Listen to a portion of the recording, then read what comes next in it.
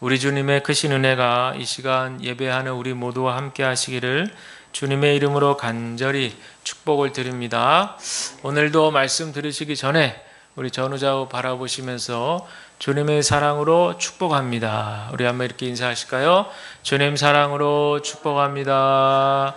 주님 사랑으로 축복합니다. 아멘.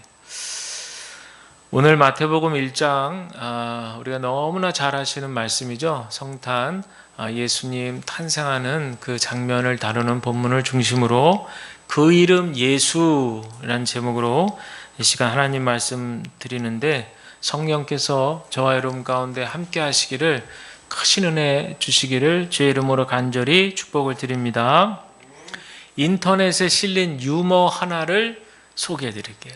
인터넷 유머입니다. 한 심술쟁이 아이가 성탄절에 예수님께로부터 선물을 받고 싶은 거예요.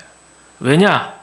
매년 성탄절마다 보니까 친구들은 나는 이 선물 받았네, 또 어떤 친구는 저 선물 받았네, 이렇게 자랑을 하는데 자기는 한 번도 그런 자랑을 해본 적이 없는 거예요.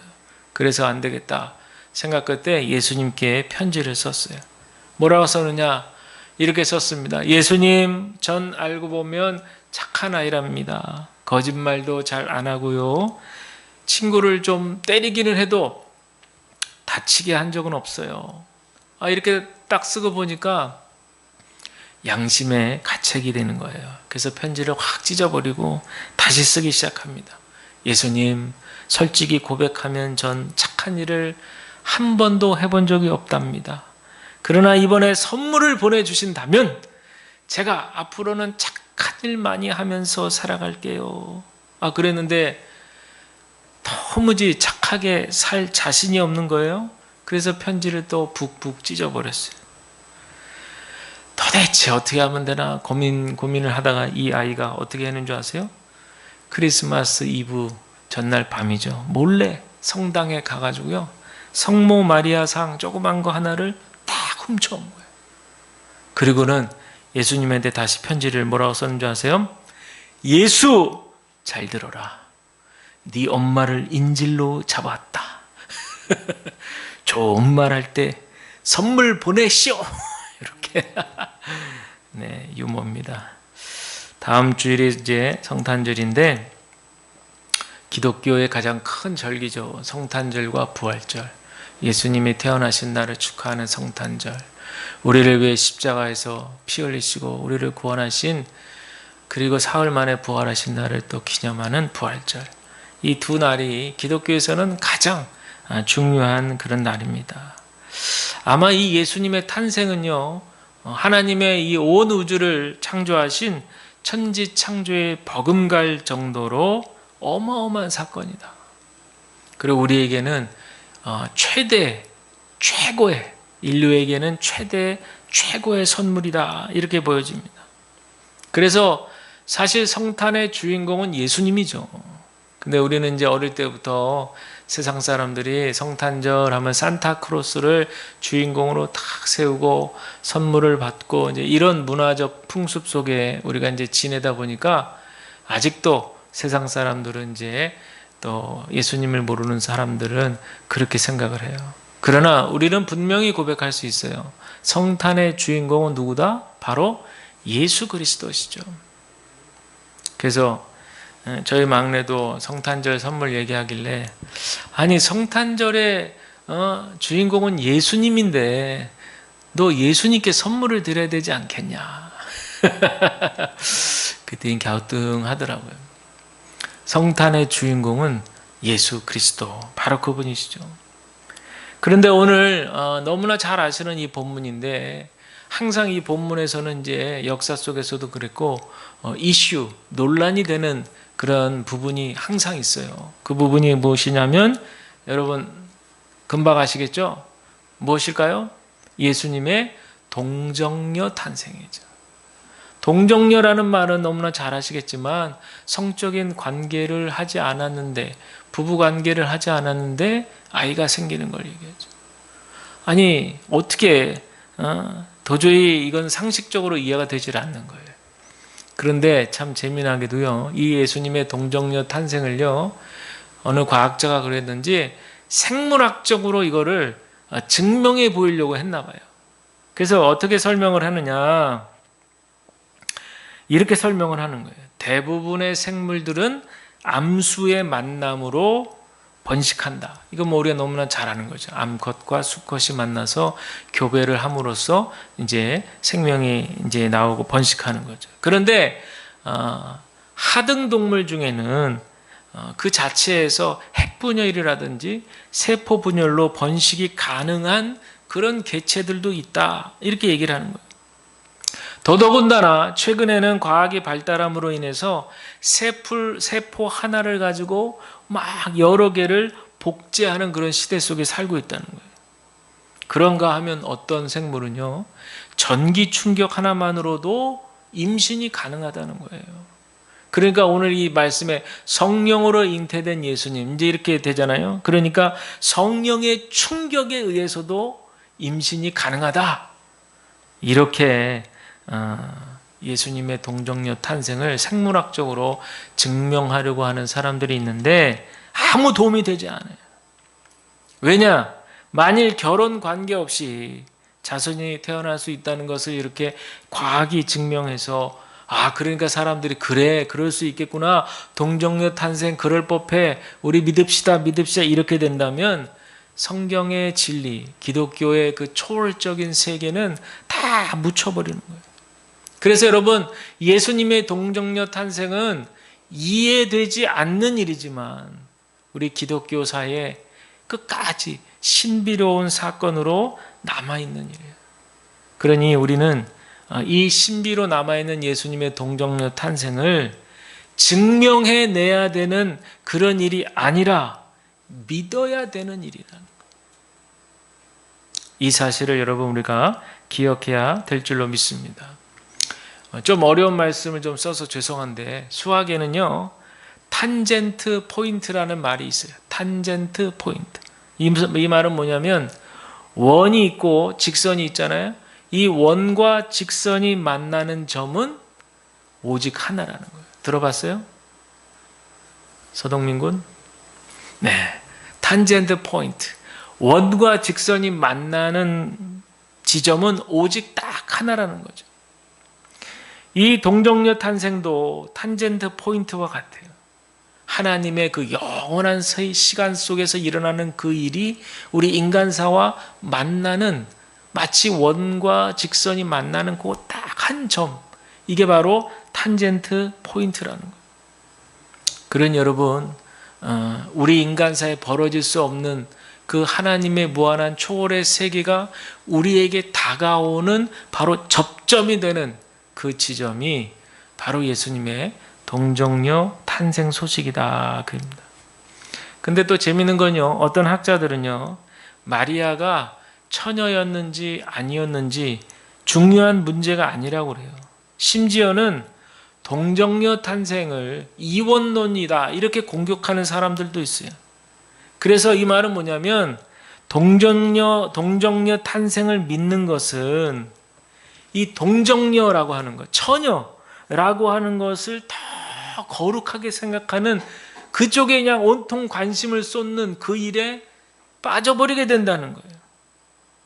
그러나 이런 논리에 빠지면요, 정상적으로 부부 관계 결혼한 그런 관계는 아예 잘못된 것이기 때문에, 그렇죠.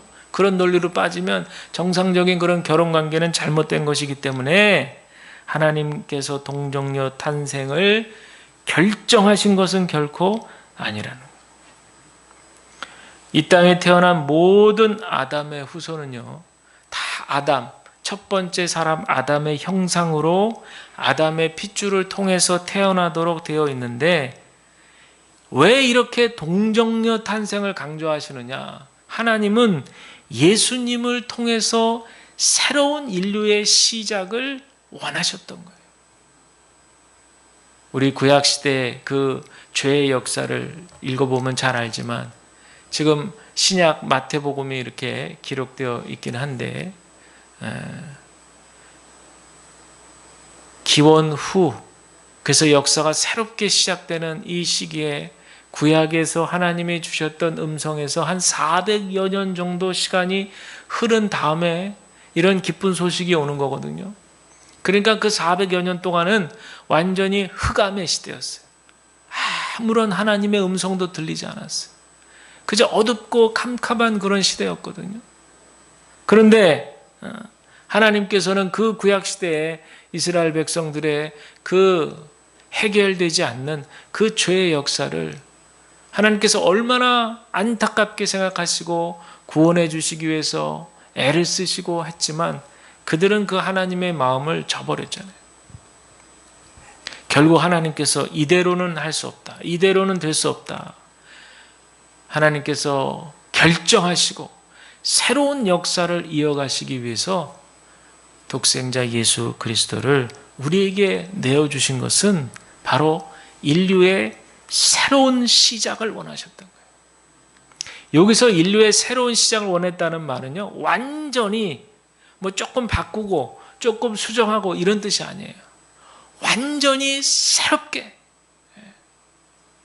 모든 녹은 땅은 다 갈아엎어버리고 완전히 새로운 땅으로 새롭게 인류의 역사를 시작하기를 원하셨던 거예요. 즉 아담의 피가 흘러 들어가지 않는 새로운 구원, 새로운 혈통의 그런 가문을 우리 아버지 하나님은 만들기 원하셨다. 이게 바로 하나님께서 구원을 위해서 준비하신 아주 기가 막힌 절묘한 방법이시고 신비로운 방법이에요.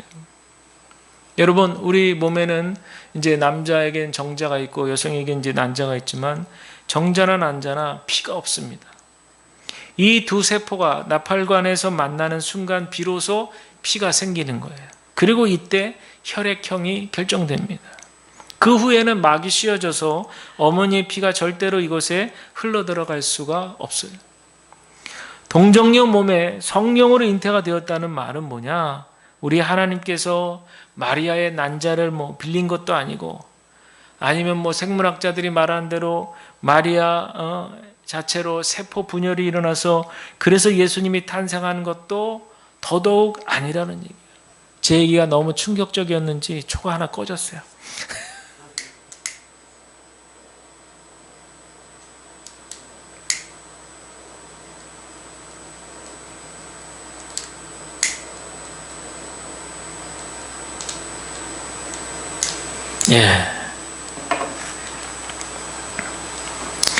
예수님이 마리아 몸을 빌리신 것도 아니고 마리아 자체의 세포 분열이 나서 그래서 예수님이 탄생한 것도 아니에요.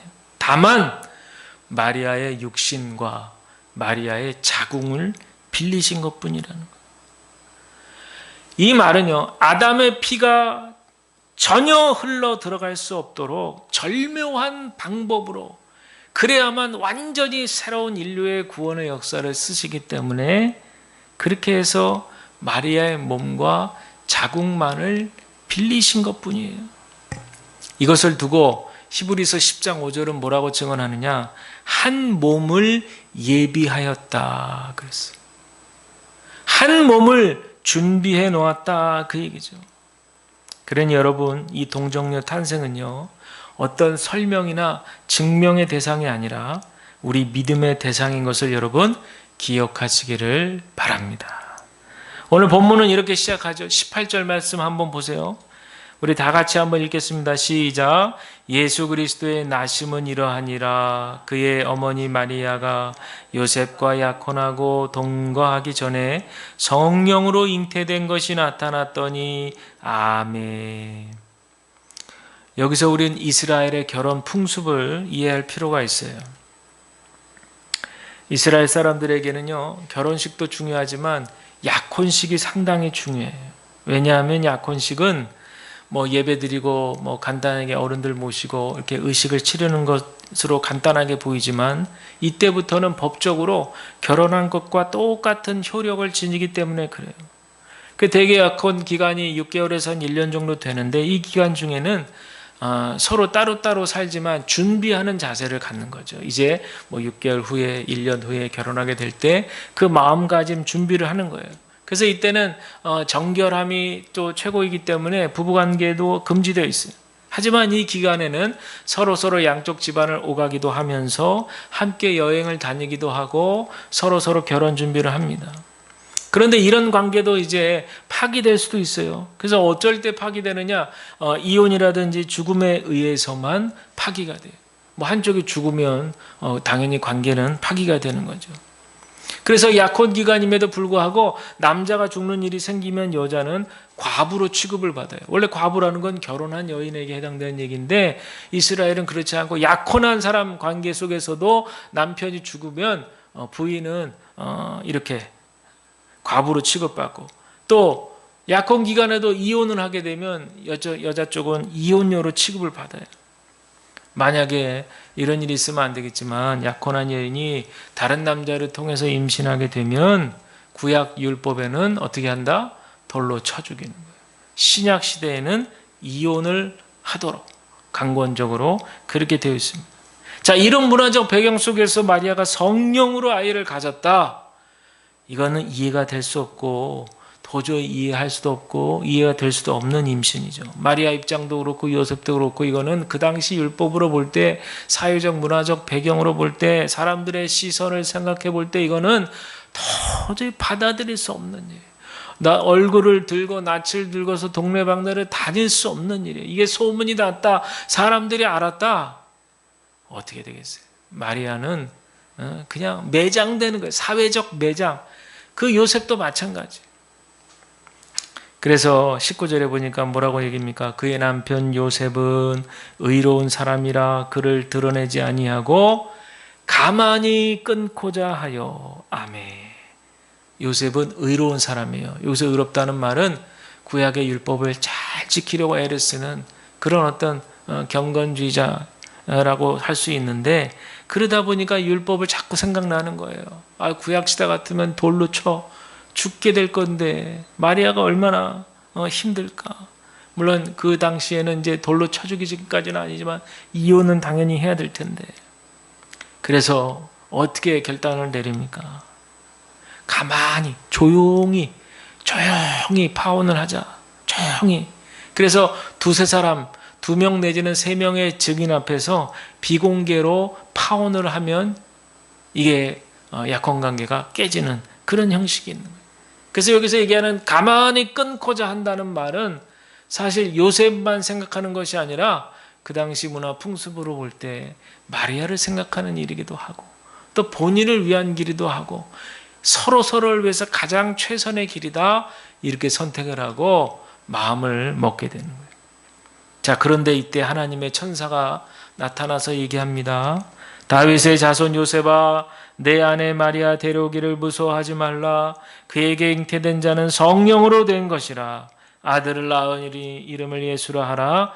이는 그가 자기 백성을 그들의 죄에서 구원할 자이심이라 하니라. 이 모든 일이 된 것은 주께서 선지자로 하신 말씀을 이루려 하심이라. 아멘. 여기서 이름을 예수라 하라 그랬어요. 천사가 나타나가지고 성령으로 잉태된 그 아들인데 이름을 예수라 하라. 이 예수가 바로 백성들의 죄를 구원할 바로 그분이시다. 선지자께서 하신, 약속하신 바로 그 예언의 말씀이 이루는 것이라.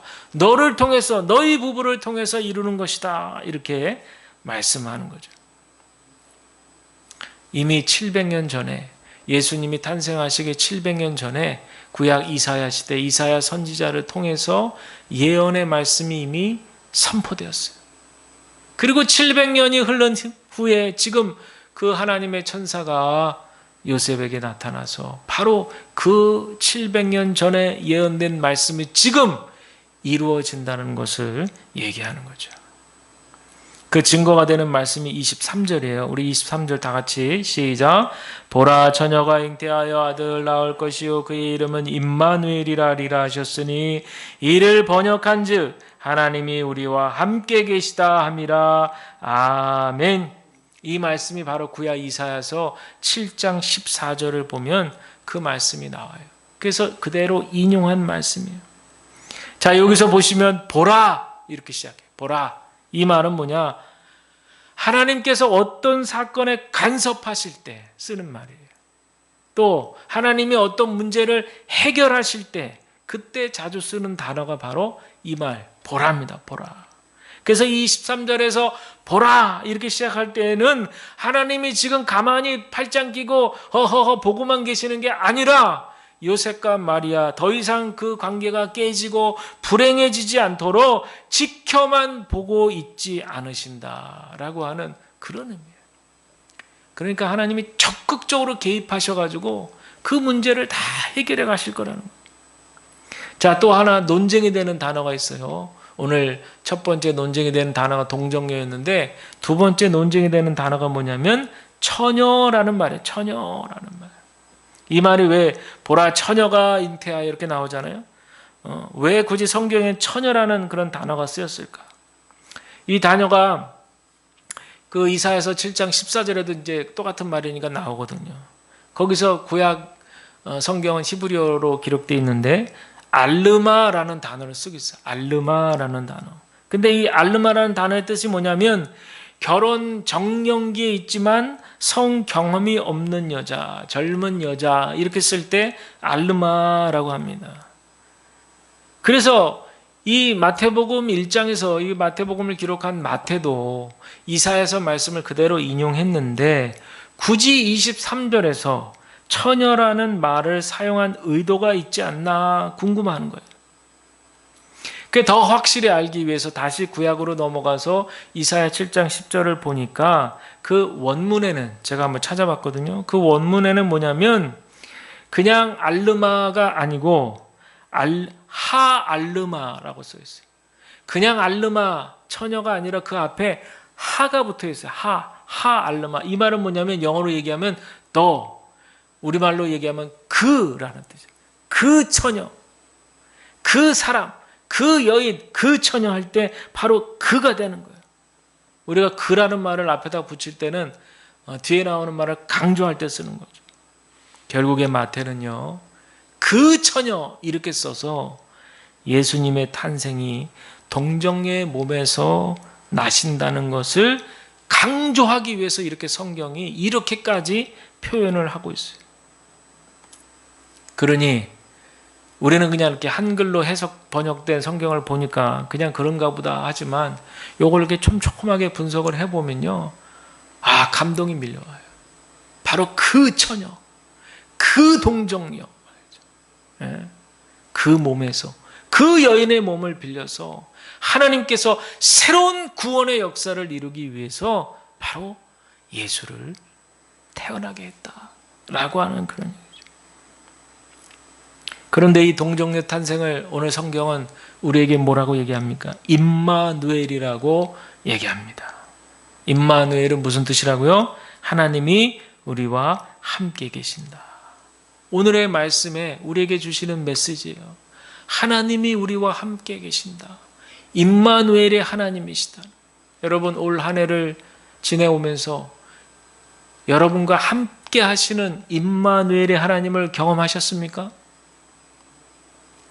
언제 어느 때나 어느 곳이나 좋은 일이 있을 때나 안 좋은 일이 있을 때나 힘든 일이 있을 때나 어느 상황에서도 임마누엘 하나님이 우리와 함께 계시다 말씀하셨는데, 여러분, 이 하나님을 우리 가운데 충만하게 경험하게 되시기를 주의 이름으로 간절히 축복을 드립니다. 우리가 어머니의 몸 안에서 10달 있다가 태어난 것처럼 바로 우리 예수님도 그 어머니 몸 안에서 같은 체험을 하셨어요. 우리가 죽으면 무덤으로 육신은 들어가듯이 우리 예수님도 마찬가지로 십자가의 피를 흘리시고 무덤으로 들어가셨어요.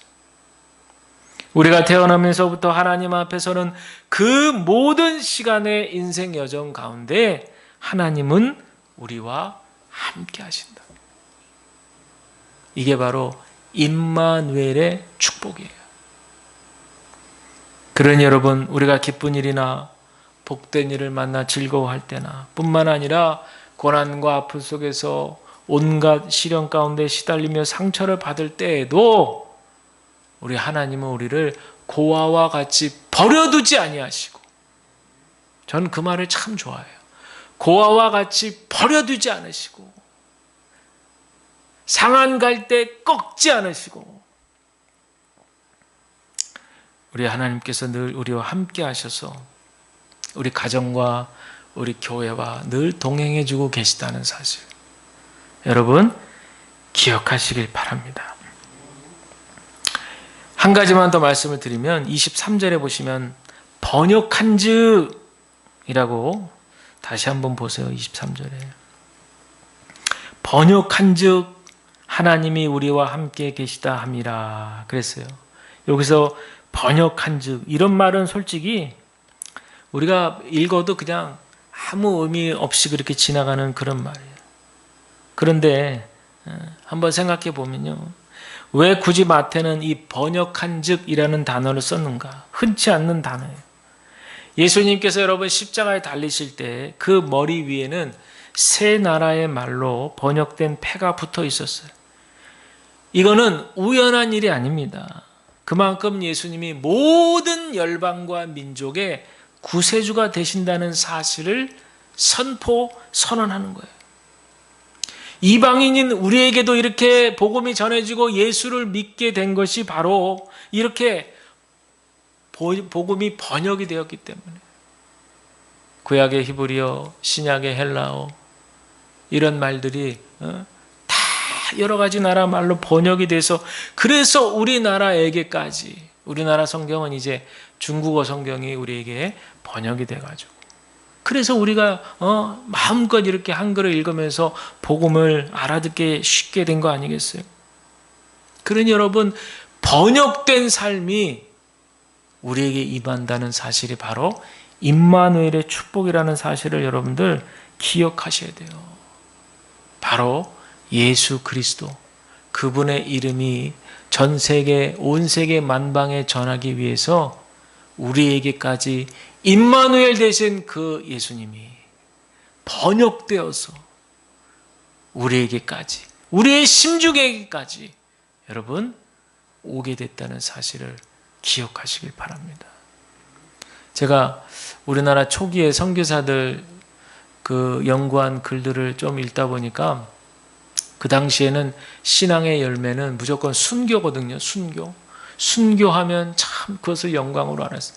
우리나라뿐 아니라 처음에 로마 시대 때 핍박받았을 때 그때도 당연히 그리스도인들이 순교를 영광의 꽃으로 생각했죠. 그런데 우리나라 이제 선교 초기에 그렇게 목숨을 잃고 뭐 손양원 목사님도 그렇고 주기철 목사님도 그렇고 뭐 여러분들이 많이 계시잖아요. 근데 그런 분들, 또 이제 서양에서, 외국에서 이제 들어오는 외국 선교사들이 가장 먼저 들어와서 조선 사람들에게 하는 일이 바로 뭐냐면 복음을 전하는 일이에요. 뭐 우리처럼 이렇게 예배 순서 격식을 갖춰가지고 자 우리 예배 드리십시다, 우리 조용한 기도 이렇게 하는 게 아니에요. 쪽복음이라 그래가지고요. 왜냐면 이제 괜히 걸리면 이제 불온문소 취급을 당하니까, 옛날에 이제 이렇게 조선시대 때 저가지고 도포 큰 거 있잖아요. 그럼 이제 거기다가 딱 쪽복음이라서 조그마한 복음서 이렇게 책을 거기다 넣어요. 그래서 그걸 들고 다니면서, 그걸 번역한 그런 성경들을 들고 다니면서 그거를 가르치는 거예요. 그래서 외국 선교사들도 그렇고 그 선교사들의 복음을 들은, 또 그래서 우리가 전하는 또 우리의 전도인들도, 전도자들도 마찬가지였고, 제일 먼저 하는 일은 뭐냐면 다른 게 아니라 복음을, 번역한 복음을 전하는 거예요. 이게 가장 중요한 거예요.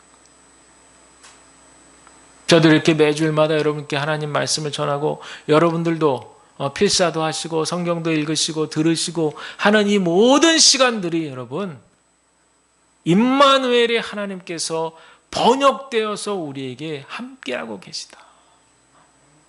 우리가 이 성탄에 이 깊은 의미와 뜻을 깨달아야 됩니다.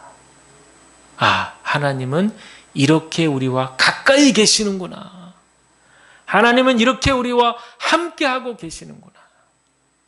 사랑하는 우리 주양교회 우리 성도 여러분, 이제 다음 주일 우리 성탄절, 기쁜 성탄절 아침을 맞게 될 텐데, 임마누엘 되신 우리 하나님, 우리와 함께 하시는 그 하나님, 바로 그분은 예수 그리스도신 거죠.